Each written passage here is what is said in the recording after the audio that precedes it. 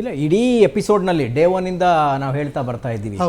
Already DK ಮತ್ತು HDKಯ ಮಧ್ಯೆ 2028 ಎಲೆಕ್ಷನ್ಗೆ ವಾರ್ ಶುರುವಾಗಿದೆ, ಅದು ಬಿಡದಿಯಿಂದ ಶುರುವಾಗಿದೆ ಅನ್ನುವ ಮಾತನ್ನು ಫ್ರೀಡಮ್ ಟಿವಿ ಡೇ ಒನ್ನಿಂದ ಹೇಳ್ತಾ ಬರ್ತಾ ಇದೆ. ಬಿಡದಿದು ಬರೀ ಟೌನ್ಶಿಪ್ನ ಜಗಳ ಅಲ್ಲ, JDSನ ಅಸ್ತಿತ್ವದ ಪ್ರಶ್ನೆ ಅದು.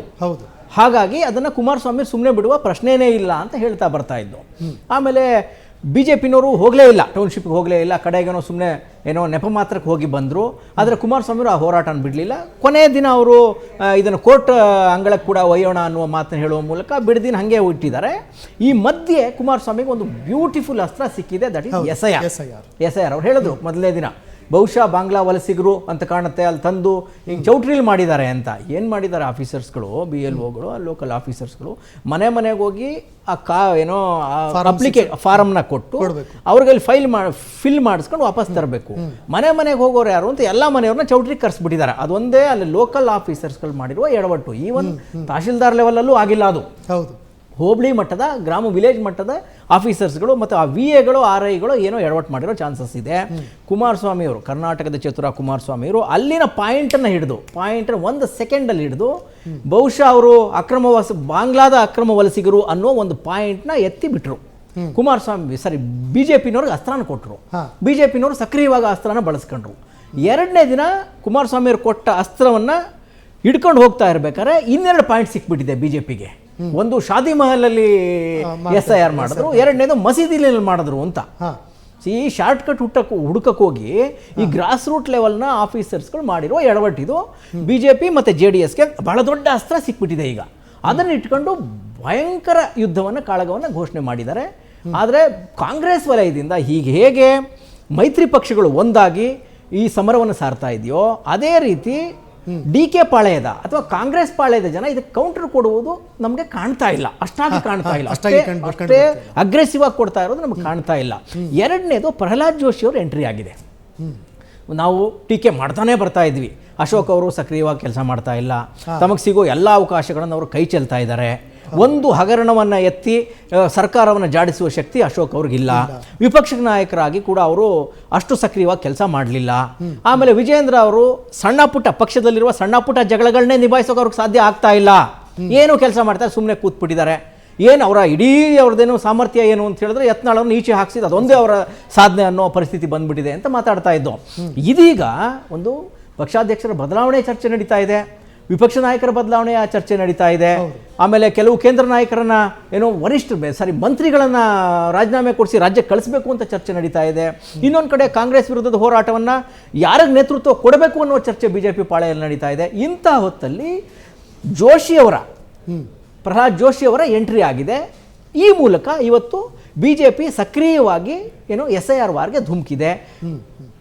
DK ಶಿವಕುಮಾರ್ ಅವ್ರಿಗೆ ಸಮರ್ಥ ಕೌಂಟರನ್ನು ಕೊಡುವಲ್ಲಿ ಇವತ್ತು ಮೈತ್ರಿ ನಾಯಕರು ಯಶಸ್ವಿಯಾಗಿದ್ದಾರೆ. ಇದು ನೋಡಿದಾಗ ಹೇಗೆ ನಮ್ಗೆ ಏನನ್ಸುತ್ತೆ ಅಂತ ಹೇಳಿದ್ರೆ, ಸ್ಟ್ರಾಂಗ್ DK ಶಿವಕುಮಾರ್ ಅವರು ಇವರೆಲ್ಲರಿಗಿನ್ನ ಸ್ಟ್ರಾಂಗ್, ಕಾಂಗ್ರೆಸ್ ಪಕ್ಷಕ್ಕಿಂತ ಸ್ಟ್ರಾಂಗ್, ಕಾಂಗ್ರೆಸ್ ಹೈಕಮಾಂಡ್ಗಿಂತ ಸ್ಟ್ರಾಂಗ್, ಜೊತೆಗೆ ವಿಪಕ್ಷಗಳ ಲೀಡರ್ಗಳಿಗಿಂತ ಭಾಳ ಸ್ಟ್ರಾಂಗ್ ಅನ್ನುವ ಮೆಸೇಜು ಇಲ್ಲಿ ರವಾನೆ ಆಗ್ತಾ ಇದೆ. But at the same time ವಿಪಕ್ಷಗಳು ಮತ್ತೆ ಲಾಸ್ಟ್ ಟೈಮು ನಾವು ಅದನ್ನು ಹೇಳಿದ್ರು, ಹೆದರಿವೆ.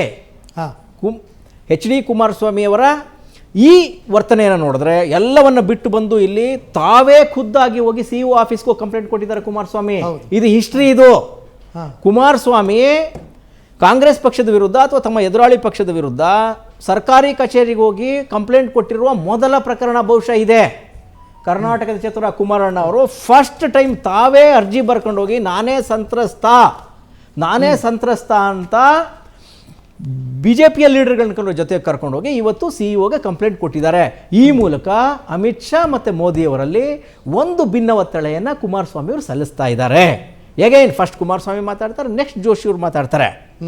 ನಾನು ಕರ್ನಾಟಕದಲ್ಲಿ ಮೈತ್ರಿ ಪಕ್ಷವನ್ನು ಮುನ್ನಡೆಸುವ ನಾನೇ ಲೀಡರ್ ಅನ್ನುವ ಮೆಸೇಜನ್ನು ಕೂಡ ಕುಮಾರಣ್ಣ ಹೈಕಮಾಂಡ್ಗೆ ಪಾಸ್ ಮಾಡಿದ್ದಾರೆ. ಎರಡನೇದು, ಇವ್ರಿಗೆ ನಾವು ಫೇಸ್ ಮಾಡೋಕ್ಕೆ ಆಗ್ತಾ ಇಲ್ಲ. DK ಶಿವಕುಮಾರ್ ಅವರು ಬಹಳ ದೊಡ್ಡ ತಂತ್ರವನ್ನು ಹೂಡ್ತಾ ಇದ್ದಾರೆ. ನಿಮ್ಮ SIR ಅಸ್ತ್ರವನ್ನು ಮೊಂಡು ಮಾಡುವ ಕೆಲಸವನ್ನು DK ಶಿವಕುಮಾರ್ ಅವರು ಮಾಡ್ತಾ ಇದ್ದಾರೆ. ನಾವು ಮಾಡಿದ್ರೆ ಸೋಲ್ತೀವಿ ಎನ್ನುವ ಮೆಸೇಜನ್ನು ವರಿಷ್ಠರಿಗೆ ಕುಮಾರಸ್ವಾಮಿ ಅವರು ರವಾನೆ ಮಾಡ್ತಾ ಇದ್ದಾರೆ.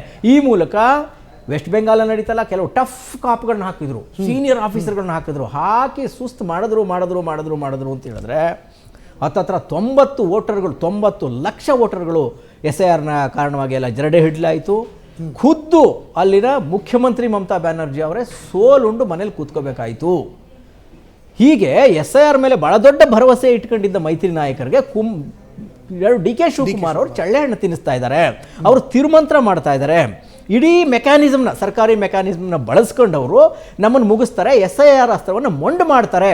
ಹಾಗಾಗಿ ನೀವು ಸೀನಿಯರ್ ಆಫೀಸರ್ಗಳನ್ನ ಇಲ್ಲಿ ಕರೆಸಿ, ಉಸ್ತುವಾರಿಗಳನ್ನ ಇಲ್ಲಿ ಕರೆಸಿ, ಈ ಉಸ್ತುವಾರಿನ ಕಳಿಸೋ ಮೂಲಕ DK ಅವರ ಅಸ್ತ್ರಗಳಿಗೆ ಕೌಂಟರ್ ಮಾಡಿ. ಅವ್ರು ಬಂದರೆ ಸೂಪರ್ವೈಸರ್ಗಳು ಬಂದ್ಬಿಟ್ರೆ ಅವ್ರು ಏನಾಗುತ್ತೆ, ಅವರು ಆಫೀಸರ್ಸ್ಗಳು ಅವ್ರ ಕೆಳಗಡೆ ಹೊರಟೋಗ್ತಾರೆ. ಚುನಾವಣಾ ಆಯೋಗ ತನ್ನ ಸೂಪರ್ವೈಸರ್ಗಳನ್ನ ಅಲ್ಲಿಂದ ಕಳ್ಸೋಕೆ ಶುರು ಮಾಡಿದ್ರೆ ಇಡೀ ಆಟನೇ ಚೇಂಜ್ ಆಗುತ್ತೆ. ಈಗ ಆಟ ಚೇಂಜ್ ಮಾಡಲೇಬೇಕಾದ ಅನಿವಾರ್ಯತೆಯಲ್ಲಿ ನಾವಿದ್ದೀವಿ ಅನ್ನೋ ಸಂದೇಶವನ್ನು ಮೈತ್ರಿ ನಾಯಕರು ಇವತ್ತು ಅಮಿತ್ ಶಾ ಅವರಿಗೆ ಮತ್ತು ನರೇಂದ್ರ ಮೋದಿ ಅವರಿಗೆ ರವಾನೆ ಮಾಡಿದ್ದಾರೆ. ಅಲ್ಲಿಂದ ಒಂದು ವೇಳೆ ಅಮಿತ್ ಶಾ ಅವರ ಆಫೀಸರ್ಸ್ಗಳೇನಾದ್ರು ಬಂದರೆ ಆಟ ಕಂಪ್ಲೀಟ್ ಚೇಂಜ್ ಆಗುತ್ತೆ. SIRನ ಚರ್ಚೆ ಏನಿದೆ, ಬೆಳವಣಿಗೆ ಇದೆ, ಅದು ಇನ್ನೊಂದು ದಿಕ್ಕಿಗೆ ಹೋಗುವ ಎಲ್ಲ ಸಾಧ್ಯತೆಗಳಿದೆ.